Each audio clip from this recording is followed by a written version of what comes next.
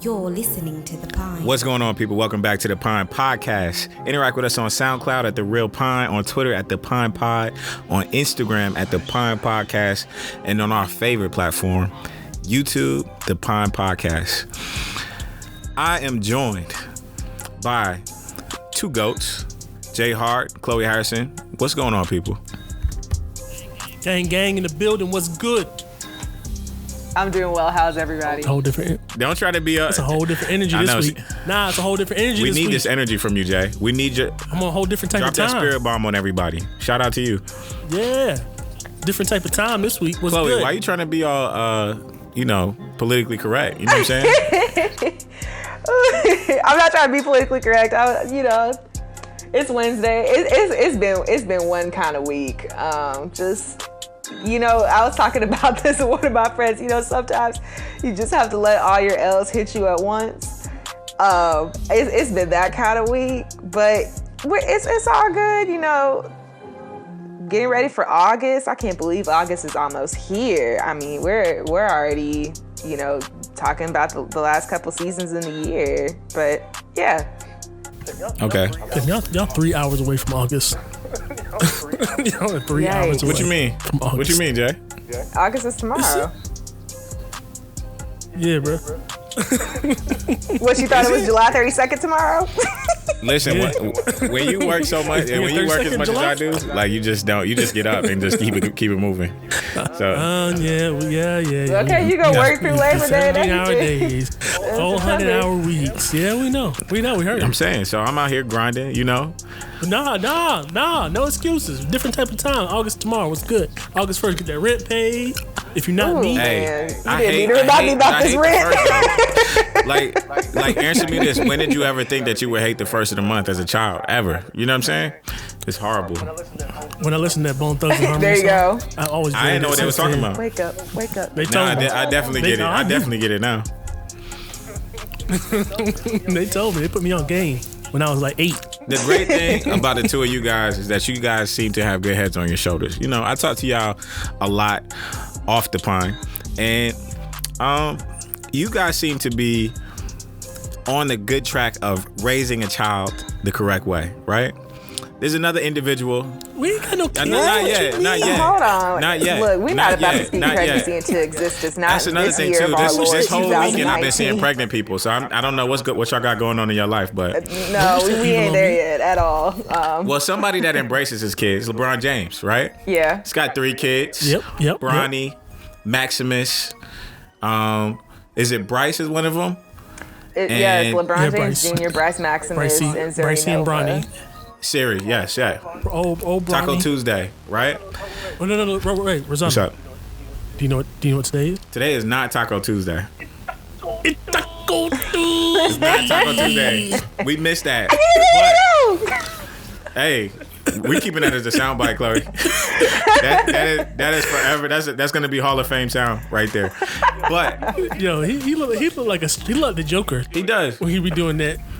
He really does. Like the old school, like the Jack Nicholson, Batman, the animated series, Mark Hamill, Joker. He does with the bottom of his chin. But Yeah. listen, the over-under, though, is Taco Tuesday going to make an appearance in Space Jam? Oh, it has to. It it's has got to. Listen, gotta it's a be. cultural phenomenon. Now, the only thing though, like they're not gonna have like the best tacos because the best tacos are like Tex-Mex tacos, not like Baja tacos. But it will make Tex-Mex tacos. Whoa. First of all, I got to give a Whoa. shout out to my people on Beaufort Highway. These people came straight from Mexico and dropped the best tacos ever, okay? Yeah, El but Rey they're del close to Taco on Beaufort Highway. Tex-Mex tacos. El Tacos Del Rey. They're fire. So is Nuevo Laredo out here. That place is fire, too. Yeah, That place which is fire, is too. like the city of Laredo, which is in Texas on the border of Mexico and Texas. But I'm just asking, though, like, over-under. Taco Tuesday, y'all saying Taco Tuesday is going to be in Space Jam. It has to. Oh, 100%. Okay. They're going to have the same kind of scene like when Michael Jordan was at home with his kids and they were looking for and then, Bugs Bunny and them came looking for his gym bag. Like, it's going to be the same kind of thing. It'll be Taco Tuesday. It's going to be Taco Tuesday. So is and they're going to be getting it a poppin'. do-rag going to make an appearance at Space Jam? You know it. Oh, 100%. You know, the only thing, I don't know. like, now, what would really surprise me is if they start playing "Fortunate" by Maxwell, because that was hilarious on Instagram yesterday. Singing to the tacos. Yes, I was dying. Singing to the taco. LeBron might have another one on the way. Oh man. But speaking of fatherhood, the media once again has reared its ugly head and has decided to talk negatively about LeBron James, participating in his son's layup drills, but also putting on a dunk contest show. He never actually did a dunk contest like in real like basketball world, but he puts on a show at his kid's game, and there is a lot of heat. Guys, please explain to me, somebody who's very unwise in regards to fatherhood, why this is happening. Chloe, would you like Well, to it's start? LeBron James. I mean, I feel like anything that LeBron does, positive or negative, is going to generate a lot of media attention. But I think it just shows, like, I don't know, to me, as like a fan of sports, like there's so many other sports stories out there that we could cover, but instead we as a collective, like, you know, we being like the people in sports media, we decide to debate on someone being active in their child's lives. And my thing is, like, I mean, look, dunking is over the top to some people. I personally don't mind it because at least he's spending time with his son while he can before the season starts and before the set gets too crazy with Space Jam. But AAU is crazy.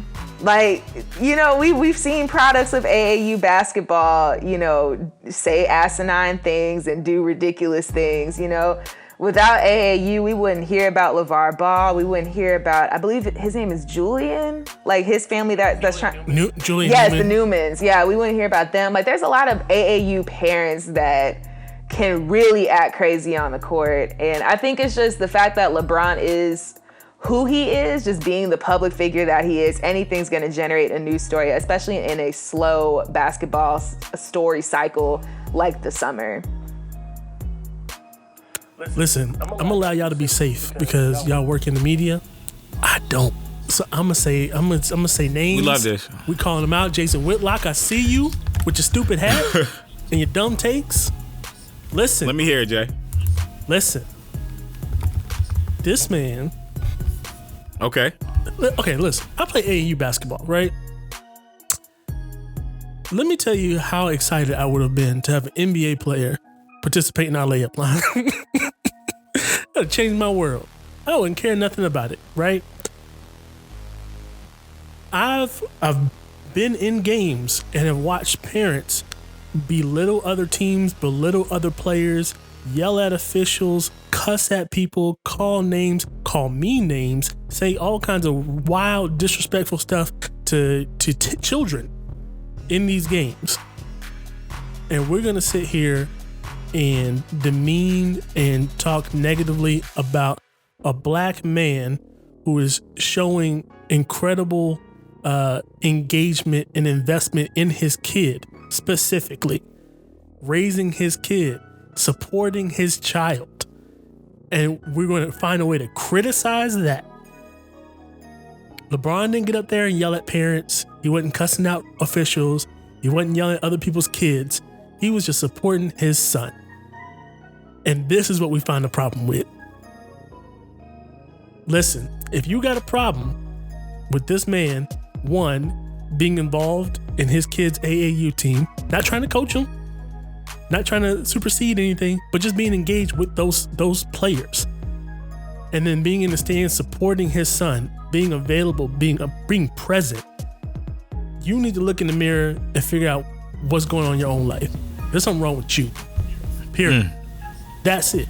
Listen, it doesn't help that Jason Whitlock looks like Mr. Swackhammer from Space Jam. And I think that's why he's mad. I don't know if y'all remember Mr. Swackhammer. He's the evil alien that was like the boss of all the bad guys, and he was making them do like bad stuff. He looks just like him. And I think that Whitlock might get a cameo in Space Jam. You know what I'm saying? Because of this. And he might reprise the role of Swackhammer because he just is an evil person sometimes. You know what I'm saying? He just says some things that really have a negative impact on community. So Jay, I'm 100% with you. You know what I mean? Look at how many of those players' parents might not even be there. their fathers might even be there to support them, right? How many young children of color, black, brown, don't have a father figure in their lives to be able to be there to support them, or even a mother who can be there to support them? I would have given anything for my dad to be at any sporting events that I participated in. I might have had that extra takeover boost if that happened. Or if I saw my dad dunking in the line, that would have hyped me up to play good. That's a confidence builder. So it's really some trash people out here talking sideways. It's wild. Yeah, I'll say this. It just don't make sense. It don't make sense at all. I'll say this because I'm sure that I'll, see some of these people. For those who are going, I would love to see you all there in Miami for the National Association of Black Journalists, the NABJ convention. Very excited about it. But my thing is this, Jason Whitlock. Is he gonna be there? I'm not sure if he'll be there, but I know that, he has, in the past, he did help create The Undefeated, which covers the intersection of sports and black culture for ESPN. But at the same time, he said a lot of really controversial things that I just don't agree with. And I don't know, it's just in this instance, when we're talking about, LeBron James, like I said, I feel like it's a lot of the responsibility of what fans hear is on the networks themselves, and that includes us at our jobs. I feel like we have the power to put a lot of news information, a lot of real stories out there for people to digest, really make them critically think about their world and how they see sports in different facets, right? But we choose to instead focus on LeBron being a dad. Again, it's the NBA offseason. He can actually spend time with his kids. And we choose to debate whether or not we think that, what LeBron's doing is good for anybody, which I just don't understand. Let LeBron be a dad. This is the most LeBron has had fun. This is the most we, the public, have seen LeBron have fun on social media probably ever. Back during the playoffs, it was 0 dark 30, or even after he won a championship, it's he would go do his own thing with his own people. The fact that he's allowing us to share in that, and try to open up a little bit of his world to us, the public, and we still want to scrutinize him, I just think that's ridiculous. And then the other thing I was gonna say, LeBron could easily be like those celebrities that, come to the games with 10 bodyguards, they're no autographs, and, they're just gonna sit there and look stoic and, not really be engaged in the game, but it's their presence is magnanimous and it's felt throughout the arena.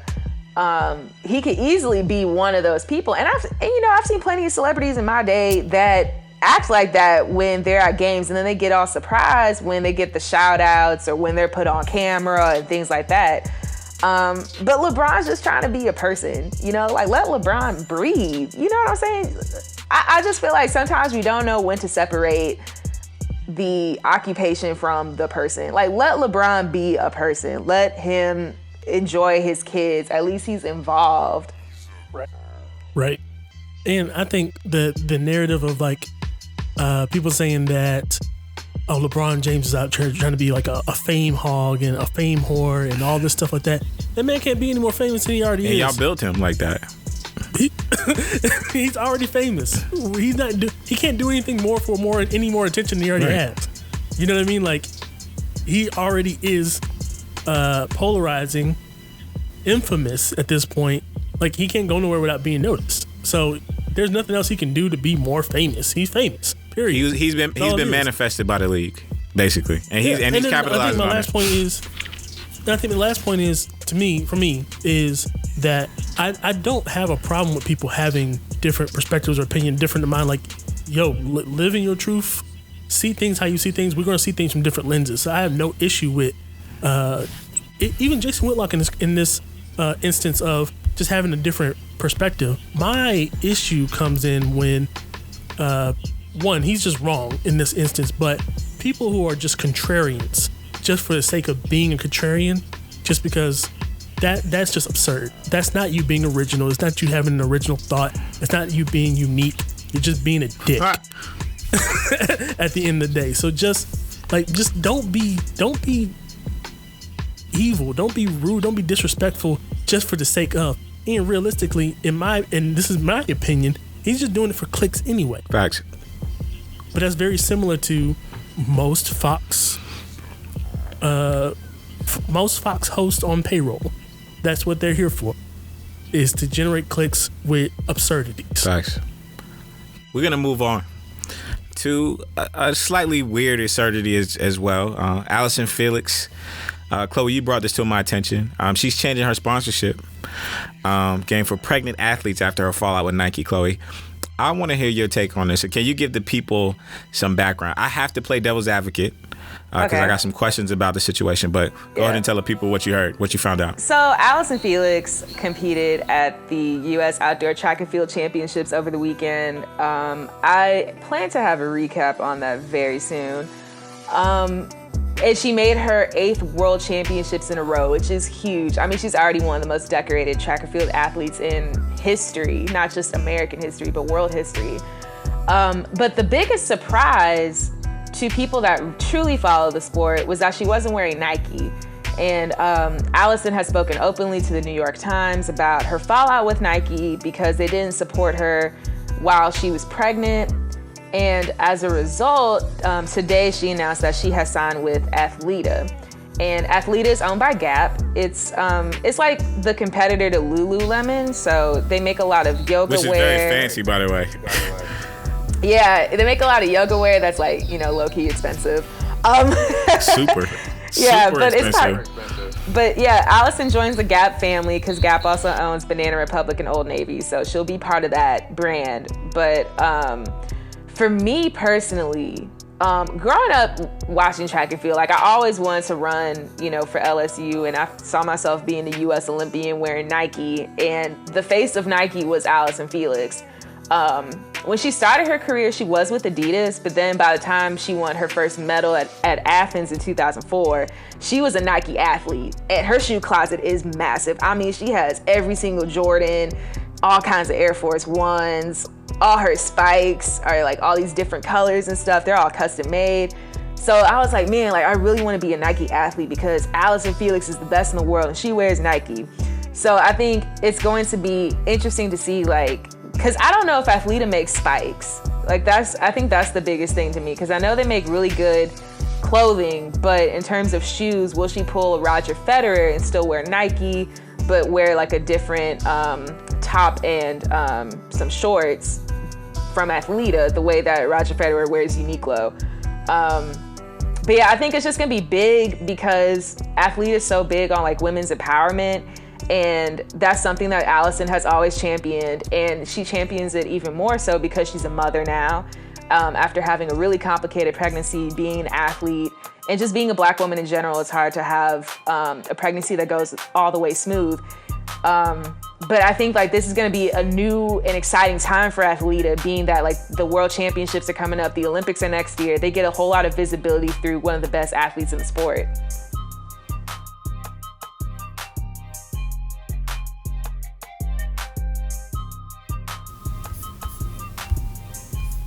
So can you guys hear me? Yep. Okay, so my question is, I think Nike missed on this one, right? By just not cutting her pay, right? When it came to that contract. And what I'm confused about and what I have questions about is they fully supported Serena Williams throughout her issues with her blood clots and her pregnancy and everything like that. She went out and rocked the Nike gear. They completely supported Colin Kaepernick. They've completely been 100% behind devastating situations and supported the athletes and their causes in regards to anything that might negatively affect them and their health, right? My question is, why couldn't they just do the same thing with Allyson, right?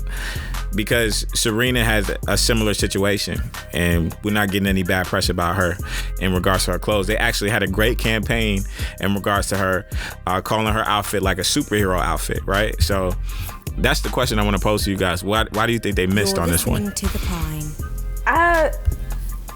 It's so fascinating to me. We see brands that kind of stray away from what made them famous in the first place. And in Nike's case, you know, Nike was once Blue Ribbon Sports, and it was founded by Bill Bowerman and, oh gosh, I can't think of the other founder of Nike, but Phil Knight, there you go. Phil Knight, Bill Bowerman. You know, they were both at the University of Oregon. They were both heavily involved in Oregon track and field. And that's how Nike built its foundation to become the behemoth shoe company that it is. Like you brought up Serena, you brought up Colin Kaepernick. I think the thing is, like, you know, back when Colin was playing, we used to see them every year, right? Track and field, most of America only cares every 4 years, which is unfortunate because there's plenty of track events that happen each and every year, and the World Championships every 2 years. And I think what happened is Nike kind of strayed away from supporting their track athletes because track doesn't make nearly as much money as a tennis figure like Serena Williams or any football player in the NFL. Because it's not just Allyson Felix, like Alicia Montano. She was a famous middle distance runner, and she had 2 kids. And I remember she was like 7-8 months pregnant at the US Outdoor Championships one year and had like kinesio tape over her stomach and everything, and still ran the race. Like, you know, she didn't finish in the top 3, but the fact that she still like sprinted, you know, and finished her event while pregnant, and Nike still didn't support her enough to be able to have her kids have some money on the side while she was on maternity leave and then return to her sport. There's one other person that went through this as well. I think she's a long distance runner. But you hear a lot of these stories about women athletes of Nike not feeling the support. And it's like they're told to dream crazy, but when they actually do, Nike doesn't support them. So I don't know if it's like an issue with track and field not having like the media coverage that other sports have, or not having, you know, the capital to support these athletes. But for me, it just doesn't make sense they definitely have the capital. This $4.4 billion company. So they got the capital. Well, I was talking about like the sport of track and field. Like, you know, they don't necessarily make as much, you know, from media rights and ad sales as like football or basketball. But still, like, track and field is a big sport, especially in Europe. And you still have a lot of these athletes competing at Worlds. You have a lot of these athletes competing at the Olympics. And, you know, come time to make those commercials, who are you going to feature? And that's Nike's big question now. It's like, who do they have outside of Allyson Felix? Like, she's still competing. And yeah, it's just, it really boggles the mind because, like I said, Nike built its entire company history on this sport, and yet it wants to abandon the women athletes that want to be mothers and doesn't support them. So I don't know, to me it just doesn't make sense why this is happening. Interesting. We're gonna change gears, and we're going to talk about Melo and his proposed farewell tour that he would like. I personally think he definitely deserves it. I don't think you can talk about the sport of basketball without talking about Carmelo Anthony. He's an Olympian. He's a decorated Olympian. He's a decorated NBA scorer. He probably could have won Rookie of the Year. He probably should have won Rookie of the Year. I think he's made his stamp in NBA history, but the big thing is his playoff success, which is a huge factor. I think he's going to be in the Basketball Hall of Fame, but I think people will talk about the lack of his championship wins as the stain on his whole career. But he's made the money. We know he's a bona fide scorer. We know he can do everything on the court. He wasn't the greatest defender, but people say that was attributed to his lust for scoring and getting buckets. What do you guys feel about Melo getting a farewell tour? He can have a farewell tour as long as he's willing to come off the bench. And I think that's where that barrier has been keeping him from being on an NBA team, apparently, is his desire that he needs to be a starter, that he's the same player at 34, 35 that he was at 25. and it's just not the case. It's not the case anymore. But if he's willing to come off the bench and play a role and bring some scoring and some energy off of a bench for a team, he can fit on any roster in this NBA. Period. Yeah, I agree. I think it's just a matter of pride. Now, will he get the farewell tour? I doubt it. Just because I just don't see Melo wanting to come off the bench. I think that, he's under the mindset of, oh, well, I'm a first ballot Hall of Famer. Like, why can't I be a starter sort of thing? But, it's like people age and it's okay not to have a farewell tour. I feel like people are putting too much weight on these last goodbyes. Like Chris Bosh, unfortunately, did not get a farewell tour. I mean, he had to retire early because of blood clots, but not everybody that is a first ballot Hall of Famer had a farewell tour in the past, will have a farewell tour. Like LeBron, yes. LeBron will have a farewell tour if that's the last thing he does. Oh my God. But Lord willing, no injury. Right, that too, yeah. But it's like I don't know, I feel like people are putting way too much weight on these farewell tours. Like, I'm ready to see Melo's name in Springfield. Go ahead and get him his orange jacket, come 5 years time. Like Ray Allen didn't have a farewell tour. He was kind of in the same boat where, he was a free agent. No one picked him up. So he quietly stepped away from the game. And now, he's being inducted in September. So I don't know. I feel like the same thing will happen with Melo. He took control of that though. I think Ray Allen took control of that because he wasn't just going to come back and play for anybody. So, like, he tried to have control on that and the right opportunity to present himself, so he was cool. Melo pretty much played himself out of having a farewell tour at this point. And it's that mentality, that pride, and he's entitled to feel that way. And if that's how it is, like, it is what it is. But if that's something that he wants to be a part of a team and still play in the NBA and have the opportunity to play one more year, he's going to have to make concessions for himself to be able to make that work. And if he's not willing to do that, then, it ended probably not in the way he wanted, that he got basically traded from team to team to team and cut. Melo is going to have a farewell tour like Iverson did. Their careers are very similar to me. Accomplished scorers, extremely talented, but can never win a big one. A little bit of people talk about their personality sometimes, but Carmelo's going to come back at the age of 45, 40 years old, 45, 43, somewhere in that range. And he'll be at arenas and stadiums, and people will give him standing ovations for what he's accomplished because he's a scoring legend. And like you said, Jay, he did play himself out of it. So that's the problem. But his career is the most similar to Iverson's. It's the same thing. And unless he hops in one of these teams, I don't care how many gym runs he gets.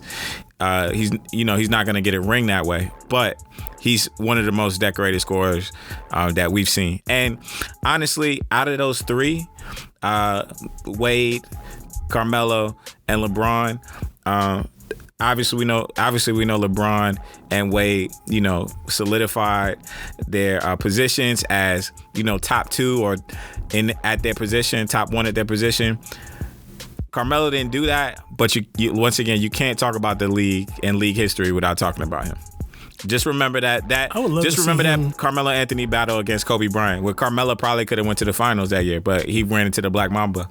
So I would love to see him coming off the bench for a contending Denver Nuggets. Just bring it full circle. Oh, that would be dope. That would be cool. That would be cool. But it depends on his personality when he's on that team. That's the thing. Yep. Is he going to be positive? Because Carmelo's never been a leader. Carmelo is a mercenary. He's a merc. And so he gets inspiration from leaders around him. If you've seen, anytime he's been extremely successful, he's had locker room guys around him and vets around him. And all he has to do is focus on one thing, which is scoring. That's why he's been successful in the Olympics. That's why he was successful in that Knicks team. And that's why he was successful in that Denver Nuggets team, because he was surrounded by veteran talent. So, I don't know. That would be a second unit. That would be a good second unit. Like that would make a playoff run look a lot different, having somebody who can easily drop 40. You think Melo can still drop 40 in the league? I think he can. He does too. He has too many different things he can do. He's not gonna like beat people off the dribble anymore. But the pull up jumpers, mid range pull up jumpers, mid range, shoot the three on catch and shoot. You got to think like who else is in that lineup. There's a bunch of people that can score between Jamal Murray, between what's his face, You're listening the to shooting the guard. I cannot think of his name.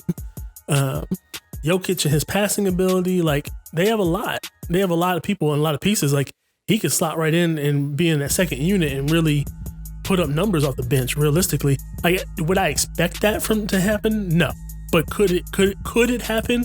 Like from time to time or once or twice in the season? I never thought I was gonna see Derrick Rose put up a 50-point game again, but here we are.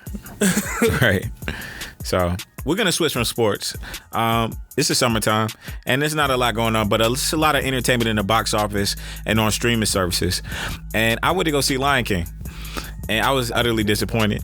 And I want to talk to y'all about Disney live action movies, right? So Disney has slated and rolled out their plan of remaking these Disney live action movies. Mulan is coming. They've done Aladdin. They've done The Lion King. I saw Aladdin. Aladdin wasn't bad. My kids are not seeing the live action Lion King. Okay, my kids are gonna see the cartoon Lion King. I will buy the cartoon Lion King on Ultra Blu-ray for my children because this one was straight up a money grab. I didn't feel the energy. I think James Earl Jones did a great job voice acting because he is a voice actor. Like that's what he does. But the disconnect for me with this Lion King was I didn't feel any emotions from the lion. It was beautiful. It looked like National Geographic, but I didn't feel the emotion that a cartoon could bring. And I am concerned that Disney stepping away from making 2D films is going to be a problem. Like nobody's really asked or thought about whether this Space Jam movie is going to be 2D or not. Like we're assuming that it's going to be 2D, but what if they do a live action Space Jam? Oh, with 3D? Like how would y'all feel about that? Ooh, I don't know. Exactly. Like could you do a live action Space Jam movie? I mean, if it looks anything like the first Sonic the Hedgehog trailer, y'all could keep it for real. Look, I love my job, but hey, y'all have to do it like Mary Poppins and Mary Poppins Returns. Keep it as it was. Right. Don't do like this new SpongeBob movie, please don't. Don't remake. No, I was like, they're 3D and they're on land. Like, was it the first one? Like the whole lamp sequence? Okay. Yeah, Chloe, you getting deep. I didn't even know there was a new SpongeBob movie out. Yeah, it came out a few years ago. I don't know how it did, but I know The Lion King, like, even though it has extremely mixed reviews, it earned $1 billion over the past 2 weeks. It did. So. Pretty much. So are you guys opposed to them continuing this trend of bringing all of the Criterion Collection movies to live action? Oh yeah, definitely. You're opposed, or I am. you want? No, okay. I am. Because to your point, and I've made this point too. Like Disney, much like Nike's bread and butter was track and field, Disney's bread and butter, the foundation of their success, is 2D animation. They have not made a 2D film since The Princess and the Frog. And even before that, it was Home on the Range, and that was a 5-year gap. And I understand it takes 4 to 5 years to make an animated film. But it just amazes me how in 30 years, we went from the Disney Renaissance with The Little Mermaid, The Lion King, Pocahontas, Hunchback, Hercules, Tarzan. You go from all that to making 3D films and, 3D films that aren't Pixar films, and then making live action films on top of that. And then Disney Channel's never been known to be an animated channel. Like that was always Cartoon Network or like 2000s Nickelodeon. It just baffles me that like they stray away from what made them so popular in the first place. And you can tell it's a money grab. You can tell this Lion King's a money grab. Now, Mulan, I understand. Because at first I was like, whoa, they're getting rid of Shang, Mushu, and most of the score? Hold on now. Right. But, what am I going to do? What am I going to do without Mushu? The thing with Mulan is it's trying to be true to the actual story of Mulan. And it's trying to be culturally accurate because apparently the first film was not. And a lot of the Asian community was up in arms about that. So they're trying to rectify their wrongs, which I totally respect. and it has me seeing Mulan in a new light. But like, you know, remaking The Lion King, which was the best animated film of all time for a reason. Like, animals were allowed to emote. It was made to feel like a fantasy. The colors, the music. I mean, it's really hard to recreate that in a live action format. Aladdin, you look at The Little Mermaid, and you know, even though I like that Halle from Chloe and Halle's in it, it's just like I wish that Disney would be a lot more original with what they made going into this decade, this new decade. Yeah. We shall see. It's gonna be interesting. I do have a question for y'all though, real quick. Sorry. Okay. So that's what we hear. We love questions. So I was talking about this with a friend of mine because you had shout out to my friend Elijah. We worked together. We were talking about the Disney Renaissance and how that wasn't the only Renaissance in animated film. So of all the animated films that came out in the 90s, like what do you think, like just based on like production, based on music, based on all that, like what do you think is like the greatest cinematic animated piece of the 90s? Mulan. Off the top of my head, Toy Story. Okay. But animated like 3D, J, or animated like 2D? It's animated. It is. I was thinking more of 2D, but I'll allow it. So are you talking about like more like Lion King? Yeah, I was thinking more 2D. Then, yeah. Oh, yeah. The first thing that came in my head was Toy Story. So, but no, I don't know. I need to think for a second. I'm gonna go severely underrated, a Goofy movie. That's a solid choice. And I'm gonna go second to a Goofy movie. I'm probably gonna have to go with Mulan. Like Mulan is like one of the GOAT movies for real. It really is. Like the original 2D one is. If I had to rank it, it would probably be Lion King, Mulan, and Aladdin in the 90s for me. Goofy movie I thought had the best overall thing, like the best music, the best story. How I could watch it over and over again. It was for the culture. You know, they had a character that was like Bobby Brown, Michael Jackson, and Prince all in one. The fact that, you know, I would adopt Goofy. Goofy's black after seeing that movie. So, okay. So I mean, that for me, that it had to be that one. That one stood the test of time. Underrated. Pinocchio is underrated also. Well, Pinocchio didn't come out in the 90s, but it's in the 90s. Oh, it was the 80s? No, it was the 40s. Like the 60s. Well, it's underrated. It's underrated. I initially was probably thinking Aladdin, but then you said the Goofy movie made my mind think a little bit deeper.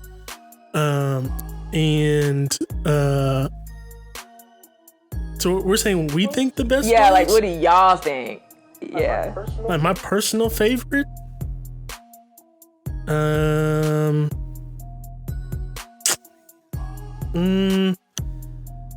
Okay, so there's Damn Jay.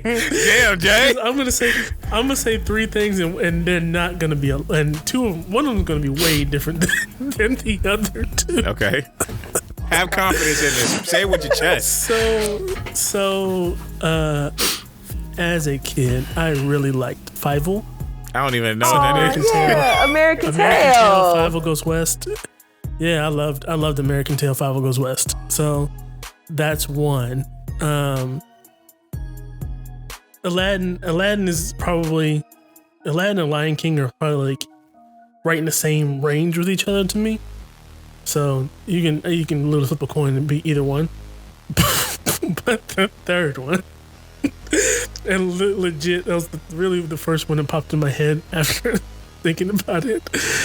Bebe's Kids. Bebe's Kids was dope. God. Hey, American Tail was 1986, Jay. Oh yeah, But you're right. You're right. I was thinking Fievel Goes West. Fievel Goes West was Fievel. That's what I said. Fievel Goes West. That was okay. 1986. Okay. But Bebe Kids was also severely underrated. Baby's Kids the best. Without Baby's Kids, you don't get the Proud Family. Baby's Kids was heavy. That was a heavy movie, man. Golly. If I look at that now, we multiply. That was a dope. I would say, like for me personally, Lion King is my all-time favorite. But if we're looking at animated films, because there are plenty that, like I said, other companies made in the 90s. I don't know what people were on, but that was just a really good era of film. Listen, the 96 to like 99 were like the greatest years of my life. Like for real. So I would say, oh gosh, there's so many films. So Balto has to be in that conversation. Yes. I cried the first time.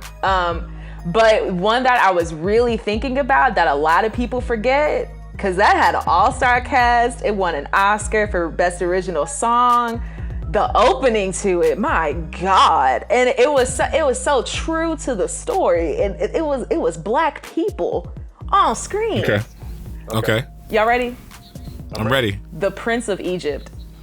Yeah. That was good. That was really good. Yeah. That was good. The Prince Even of Egypt. Mariah Carey, Whitney Houston mashup. There you go. You know, Honorable mention. All Dogs Go to Heaven. That was a classic too. I used to love me some All Dogs Go to Heaven. And the sequel was good too. My honorable mention would have been. I think I cried on that. Giant. I think I cried on that one. Yes, so I was gonna say Iron Giant. If I had to put my top one, is probably Iron Giant, and then a Goofy movie. Those are my two, and then like The Lion King, Aladdin, Mulan. South Park, Bigger, Longer, Uncut. Nah, bro. I couldn't watch those. I don't know if that's a film.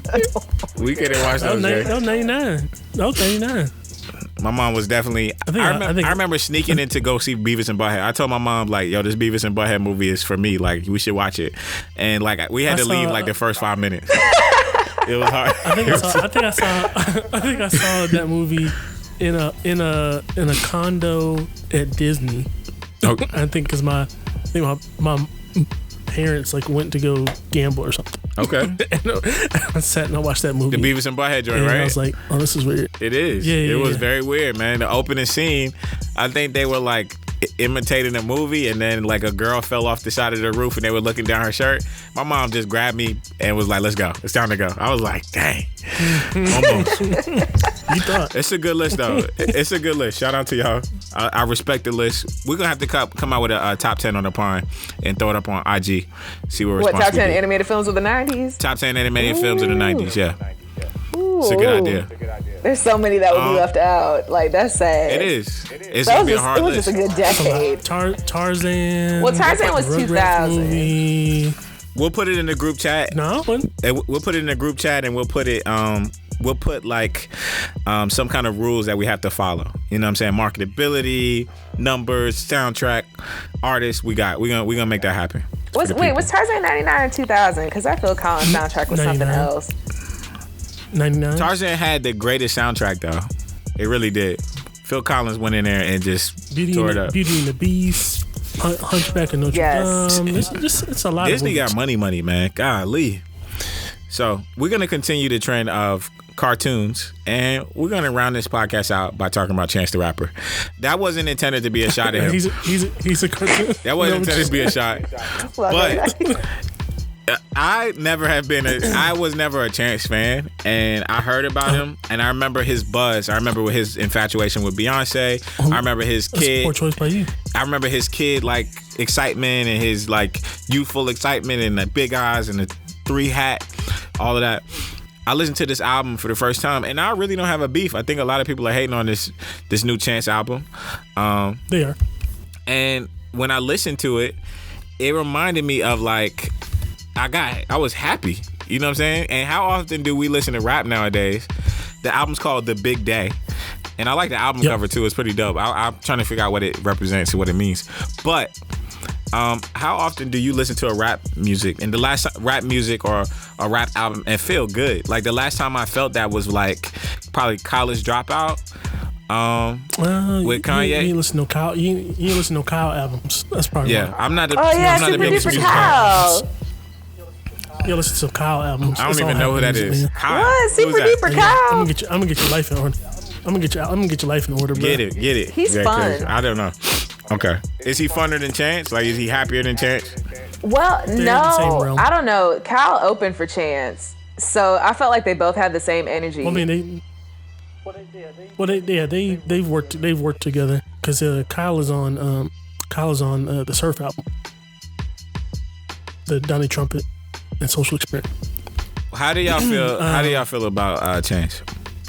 So, Chance's album, not Chance the man, but Chance the rapper. Well, I'm a big Chance fan.